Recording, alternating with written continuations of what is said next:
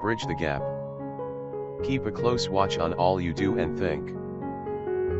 Stay true to what is right. 1 Timothy chapter 4 verse 16.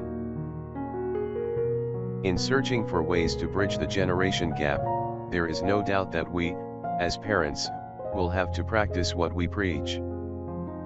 By striving more and more to bring our conduct into line with our code of beliefs. No mother can demand that her daughter abstain from sleeping around when she herself is flirting and on occasion compromising her own moral conduct. No father, who wavers between heavy social drinking and occasional binges to the edge of alcoholism, and who can't speak a pleasant word in the morning until he has had a cigarette, can yell incessantly at his son to get off marijuana, the route that often leads to hard drugs. Consistency, constancy, and undeviating diligence to maintain Christian character are a must if the older generation is to command respect, or even a hearing, from the young. Prayer for the day. Younger eyes see my errant behavior, Lord.